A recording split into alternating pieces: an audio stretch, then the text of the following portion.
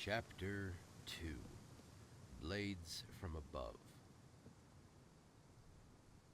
After that first razor had dropped from the vent, and we had attempted to move further into the bunker, it became clear that this was going to be anything but simple. Another razor dropped from above, then another. They seemed to be coming from everywhere, clattering down from the vents one at a time.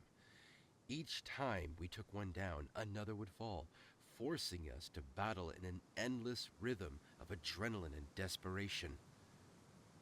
The group fought valiantly. Every time we managed to advance, there was always another razor waiting, another challenge to overcome.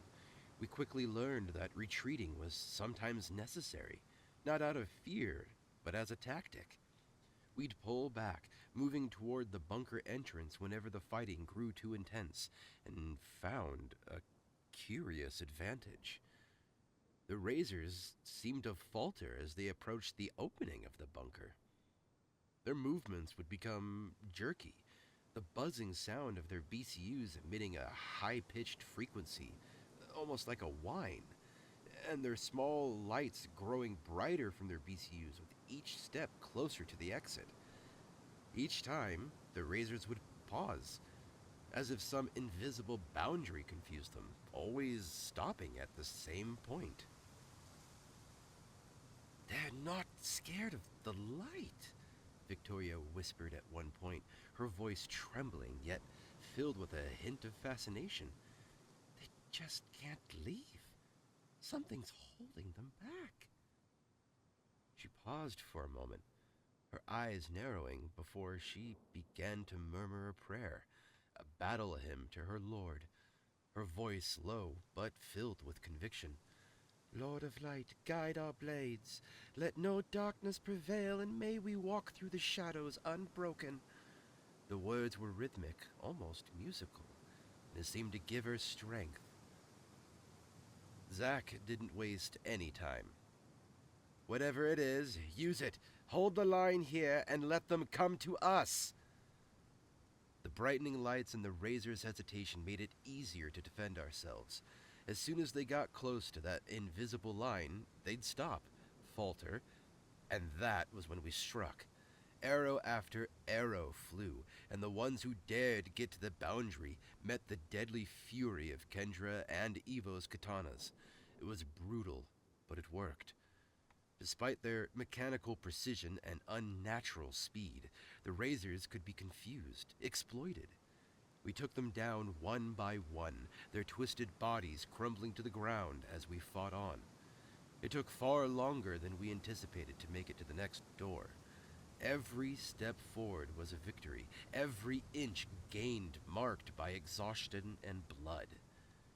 We had to stop multiple times, patching up wounds, catching our breath, and rallying our courage. The razors are relentless, but so are we. I myself have fought off more than I could count, letting my arrows fly in close quarters, desperately trying to cover those in melee combat. The others swung their katanas with both fury and practiced ease, blades flashing in the dim, flickering light. At one point, I saw Kendra engage in a fierce struggle, her katana locked with the jagged blade of a razor. She pushed back with all of her strength, but the razor was unyielding, its mechanical limbs overpowering her. Just as it seemed like the razor might get the upper hand, Victoria appeared behind it, her own katana slicing through the air with precision. "Not today!" she shouted, her blade striking true, severing the connection between the razor's limbs and its core. The razor collapsed, and Kendra looked up at Victoria, breathless, but grateful. "Thanks, Vic," she whispered, and Victoria gave her a firm nod, her eyes blazing with determination. "We've got each other's backs, always." A moment later, I saw Evo facing a similar situation. Zack had been caught by surprise, a razor lunging towards him with its bladed limbs raised. Evo moved without hesitation, his bow discarded as he drew his katana, charging at the razor with a roar. His blade cut through the air, striking the razor's side and knocking it off balance. "Get back, Zack!" Evo yelled, pushing the razor away before delivering a swift and final blow that sent it clattering to the ground. Zack nodded, his breathing heavy as he regained his stance. "You saved my ass there, Evo," he said, and Evo grinned, a fierce light in his eyes. "Oh, that's what we're here for." At one point, amidst the chaos, a razor managed to catch me off guard. I had just let an arrow fly, the shaft embedding itself into the chest of a razor that had been bearing down on Evo, when I felt the impact. It hit me hard, blades slamming into my side, and the force of it sent me sprawling away. My bow clattered to the ground, the arrow I had been about to knock skittering away across the concrete floor. I found myself pinned beneath it, the weight of its twisted, metallic body pressing down on me. Its jagged, rusted blades were inches from my midriff, and I struggled, muscles straining as I fought to push it back. Its eyes, cold, mechanical, and filled with that same hateful glow, bored into mine, and for a moment I felt the icy grip of fear wrap around my chest. "Not today!" I growled through gritted teeth, my hands scrambling for anything I could use. My fingers closed around a piece of debris, a chunk of metal that had broken off from the vent during the fight. Without thinking, I swung it upwards, slamming it into the razor's head. Once, twice, until the buzzing whine of its BCU faltered, and the light in its eyes flickered and went dark. With a final shove, I rolled the now lifeless body off of me, gasping for air. The adrenaline made everything feel surreal, like time had slowed down and sped up all at once. I could hear Victoria shouting something, could see Kendra, her katana a blur as she cut down another razor that had lunged for Zack. Eva was at my side, in an instant pulling me at my feet. "Hey, you good, Chronicler?" he asked, his voice urgent, eyes scanning for my injuries. I nodded, though my side burned where the razor had struck me. "I'll live," I managed, giving him a shaky grin. "All for the law, right?" He shook his head, a hint of a smile tugging at his lips. "You're either the bravest or the dumbest Chronicler I've ever met. Come on, we need you." I retrieved my bow, wincing as I straightened up. The others were already regrouping, forming up to push deeper into the bunker. The door ahead loomed, a massive slab of reinforced steel, and beyond it, who knew what horrors awaited us? After finally getting to the second door, all was suddenly quiet. No more razors came, but we could still hear their sounds. The infants still crying, the metal still rattling, and even more unsettling, we could hear the groans of puppets on the other side of the door. Kendra gave us a look, eyes sharp and mouthed, "Quiet footwork, nothing over a whisper." Zack and Evo gave curt nods of confirmation, while Victoria whispered a small prayer, her hand making a quick motion in the air, a sign of protection, perhaps, or an offering to her lord. "Lord, shield our steps and sharpen our resolve," she murmured, her eyes closed for a heartbeat before flicking them open again. With that, we opened the door, inch by inch, the creaking hinges slowly echoing, ever so slightly, making us all wince before the hinges engaged and the massive door opened. Walking in, we silently moved to our left, hugging the wall. The strangest part was that, even though we could hear them, there was nothing on the other side, not a puppet in sight. The echoes of their groans were there, reverberating off the walls, but the hallway ahead of us was empty. A feeling of unease, of something settled over me like a heavy blanket, each footstep I took feeling heavier than the last. "Where are they?" Evo whispered, his eyes scanning every dark corner. "I swear I heard them right there, just on the other side of the door." Zack shook his head. His eyes narrowed as he glanced down the hallway. "Stay sharp. They could just be out of sight." We moved cautiously, making our way past an open cage door. Something about it seemed off. It was slightly ajar, as if someone or something had moved through recently. But I paid it little mind, focusing instead on the path ahead. We crept forward, moving left towards a room with an open door. The rangers whispered in my ear, telling me it was the room for powering the bunker and unlocking doors, the breaker room.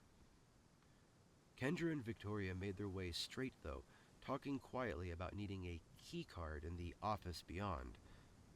"If we can get that key card, we can unlock the security doors ahead," Kendra said, her voice barely a whisper, but full of urgency. Meanwhile, Zack and Evo guided me left, their hands steady on my shoulders, bows drawn and ready. "We need to make sure this area is clear before we do anything else," Zack whispered, his eyes darting around the room. As soon as we entered the left room, my eyes instinctively went upward. It wasn't until this exact moment that I realized I had already been conditioned to look for those vents, knowing full well what bladed nightmares could emerge from them. The ceiling was covered with them, dark openings that seemed to promise nothing but death. My breath caught in my throat, and I steadied myself, ready for anything. "Say anything," Evo whispered, his voice barely audible. "Nothing yet," I replied, my eyes scanning each vent carefully. My heart was pounding, each beat echoing in my ears. The room was dim, shadows pooling in the corners, and the flickering light above did little to reassure me.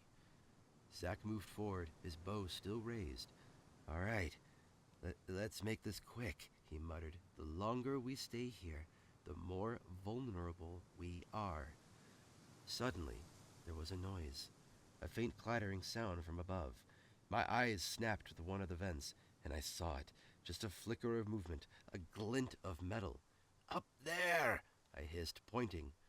Zack's eyes followed my gesture, and he nodded sharply. "Get ready," he said, his voice tight. Evo moved closer to me, his bow drawn.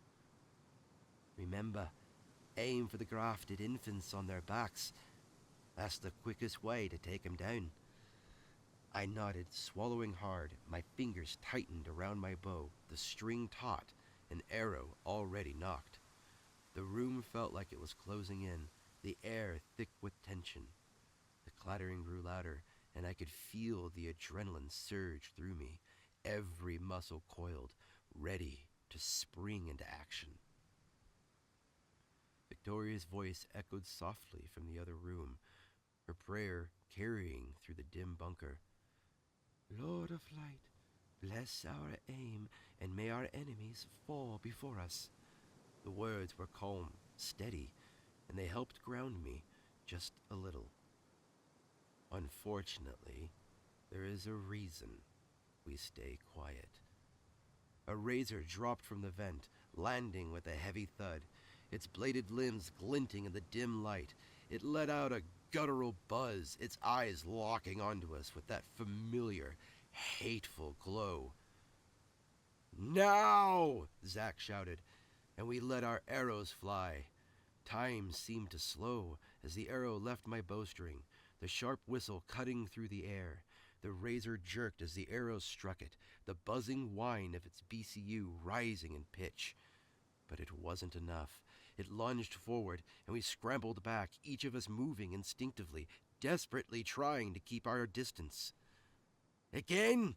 Evo yelled, drawing another arrow. The second volley hit true, and the razor crumpled, its limbs twitching before falling still.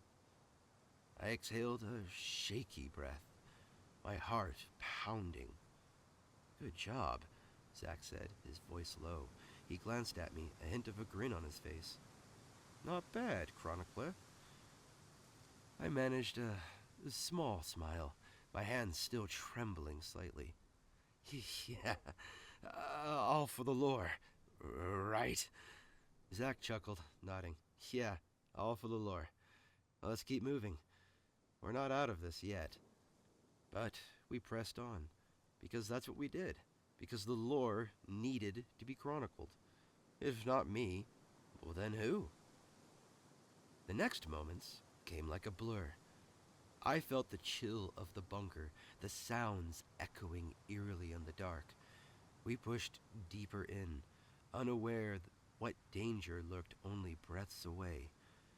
I had just taken a step forward when I heard a metallic clatter above me. Then another. Before I could react, two razors dropped from the ceiling, their rusted blades pointed directly at me. Chronicler! Zack shouted, but it was too late. The first razor's jagged limb caught me in the shoulder, and I went down hard, hitting the concrete floor. My vision blurred, the weight of the two razors pinning me down. I fought like mad, every muscle straining, swinging wildly with whatever I could grasp. The world around me was a chaotic blur of shouts, flashing blades, and the cold, unrelenting force of razors pressing down on me. Evo and Zack were at my side in an instant. I heard their shouts, orders perhaps, or desperate pleas. Evo's blade flashed as he swung at the nearest razor, his face twisted in fury, while Zack aimed arrow after arrow, trying to find a clear shot without hitting me. They fought with everything they had, but the razors were too many, their assault too coordinated. I felt a blade slice into my side, the pain searing and blinding. My body screamed in protest, but I refused to go down without a fight. Not like this! I grasped everything I could, but I just lied there. I gasped, wrenching myself free enough to throw a punch at the razor's head, metal crunching beneath my knuckles.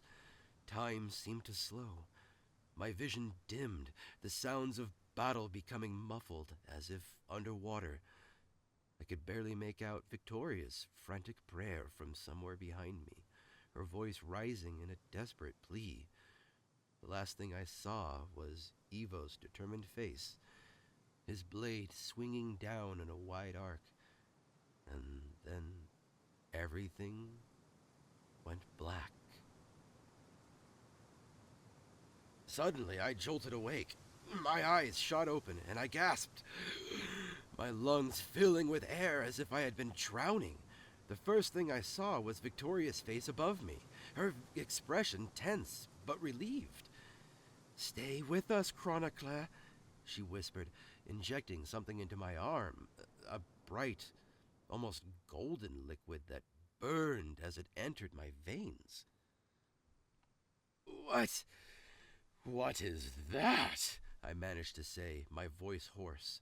My body felt like it was on fire, every nerve waking up all at once. The pain in my side ebbed away, replaced by a surge of energy so powerful I thought I might explode. "Something blessed, or close enough," Victoria said, her voice soft but fierce. She looked me in the eyes, her gaze steady. "The Lord provides, and today the law does too. Now get up. There are still razors to deal with." I pushed myself to my feet, feeling stronger, faster, more alive than I ever had before. My fingers wrapped around my bow, and I pulled an arrow from my quiver, a grin splitting my face. "All for the lore," I said, echoing Victoria's devotion. "Let us take these beasts down." Zack, seeing me rise, let out a relieved laugh. "You heard him. Let's finish this." The Rangers regrouped, and with renewed energy, we pressed on, our movements synchronized, a single force with one purpose. There was still fear, still danger, but now there was hope, too. And I would make sure that this story, this moment, would be chronicled for those who would come after. Because if not me, then who? End of chapter 2.